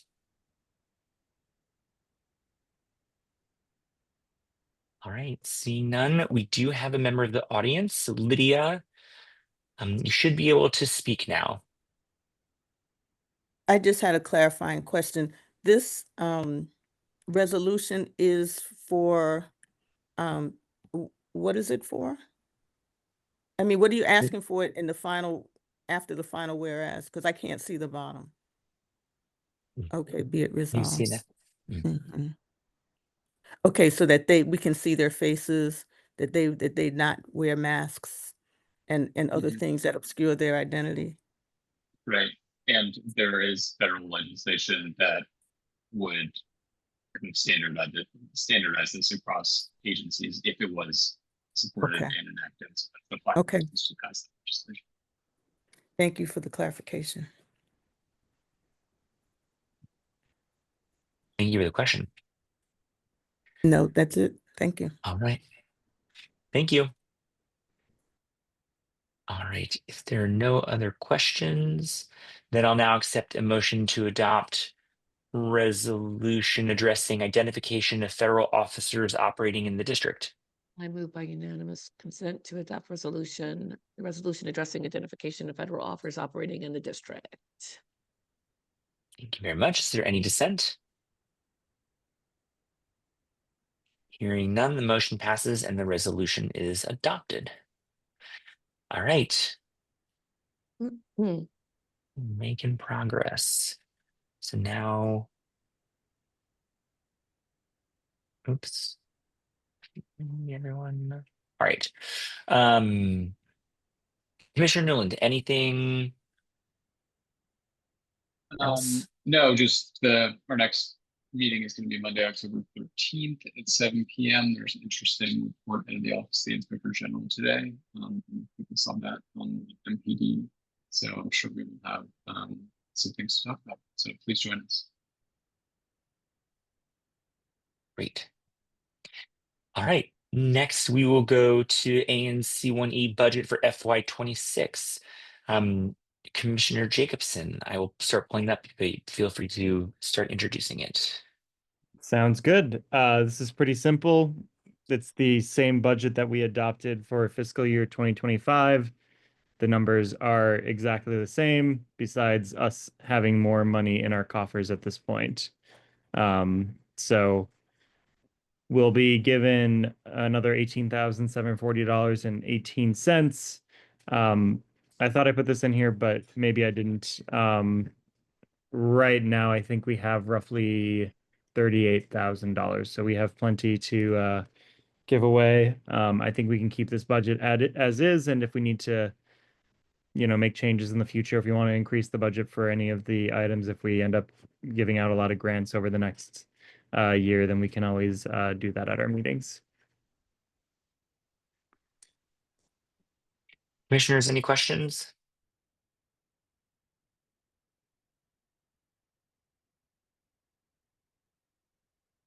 All right, seeing none. Members of the public, any questions with respect to the budget allocation for FY26?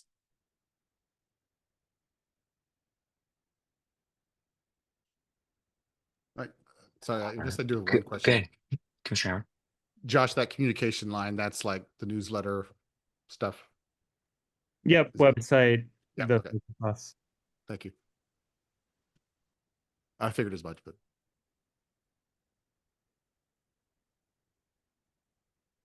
All right. If there are no other questions, I'll now accept a motion to adopt the resolution approving ANC 1E's FY 2026 budget. so moved.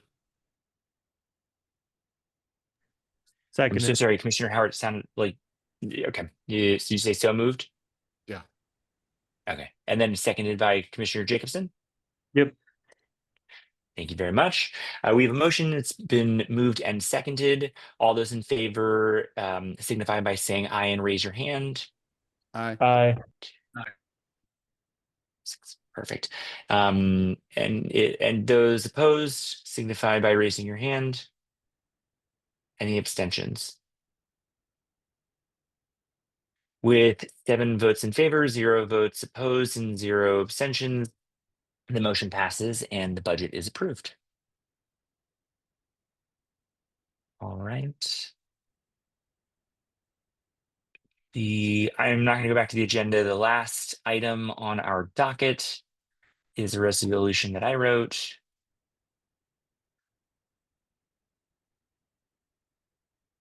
Sorry, team, come on, go away. Oh, can you guys see it okay? Okay. So this is the resolution that the Home Rule Caucus has been meeting. I wrote this for the Home Rule Caucus.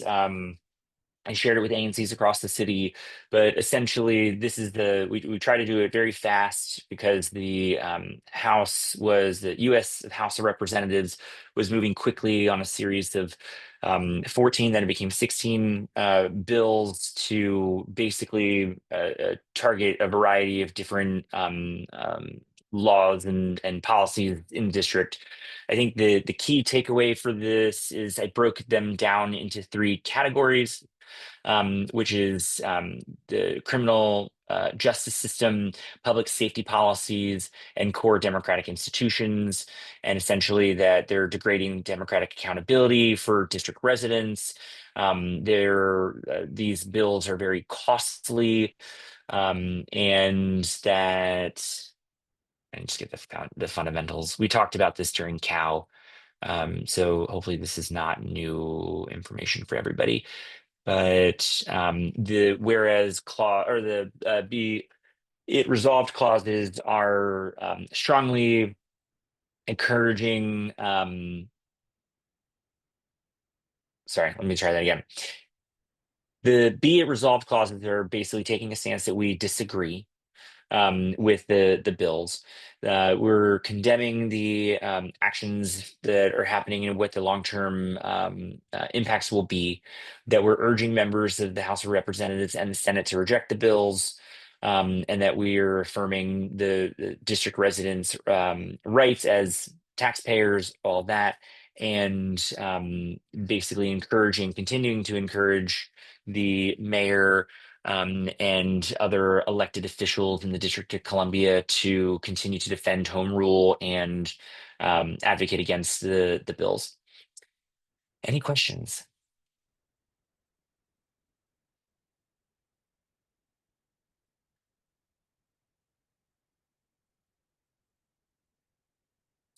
All right. Similar to what we did with the last one, this is an issue that is impacting federal laws. And Commissioner Howard, I would I give before we go into questions or anything, you want to recuse yourself? Yes, on advice of House Ethics, I recuse myself from this vote and discussion. Great. And then similar to what you saw me do in the last one, I had proactively done this, and so your name is off of the thing. And so any vote that we take tonight will reflect 6 rather than 7 commissioners. Thank you. Mhm. Okay. Any questions? All right. Seeing none. Members of the public, any questions with respect to this resolution?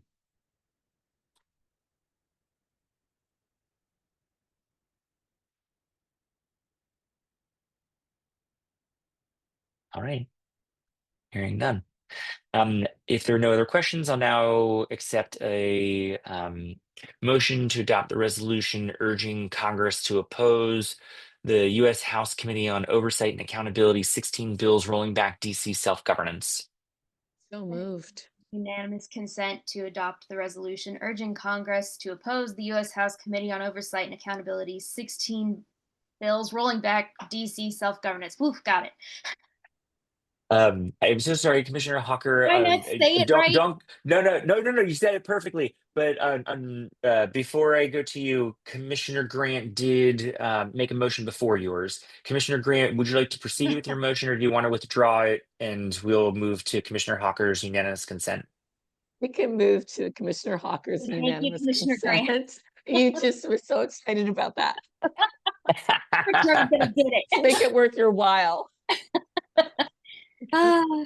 Well Thank done. you. So the Commissioner Grant withdraws her motion, and so we move to Commissioner Hawker's unanimous consent motion. Is there any dissent?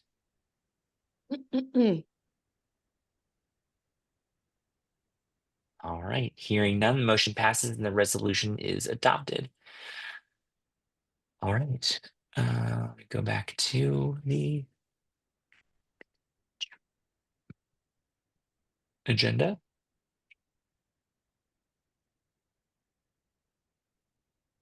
All right, that is everything on business. Is there anything else for the good of the order? All right, hearing none, I will now accept a motion to adjourn. So moved. Is there a second? Second. Commissioner Howard has seconded. We have a motion and it has been seconded to adjourn. All those in favor, please raise your hand. Great. Those opposed, raise your hand. Any abstentions? With 7 votes in favor, 0 votes opposed, the motion passes and we are adjourned. Before people go anywhere, ANC 1E will or the next meeting of the ANC 1E is on Wednesday, October 22nd, and the Committee of the Whole is on Tuesday, October 14th. Announcements and other information about ANC 1E are available at anc1e.org. Please feel free to contact any commissioners with any questions. Thank you. Commissioners, before you go anywhere, I do want to ask you about COW. This happened in the last session as well. Around this time period, people felt a lot more comfortable with the goings on and the way that we conduct business. And so members of the commission started to trail off and not attend COW, which is totally fine. So I wanted to just ask people, do you guys still feel it is helpful to have cow. It is not necessary. It is something that we can absolutely determine is not something that we need to do. The ramifications of that is that that everyone should do their due diligence to read the things ahead of time so that our meetings, the general body meetings, are as productive as possible. So this is an informal kind of, it's not a formal vote. I'm just asking, like, maybe by a show of hands, do people want a cow for October? Raise your hand. Okay, raise your hand if you do not want a cow for October. Let me try it that way. Well, so I like, can we just make a decision closer to it? Like, I don't know what's going to come up with the shutdown and the government, like all that kind of stuff. Like it's just a little. Well, do people find it helpful? I mean, it's much less about scheduling and more about like, is it a helpful like piece of time? As a new person, I find it helpful. But likewise, but everybody else isn't.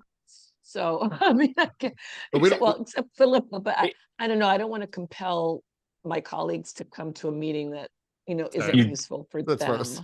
Agreed. People do not. We are not voting on anything, so people are not compelled. So if commissioners do not feel that it is that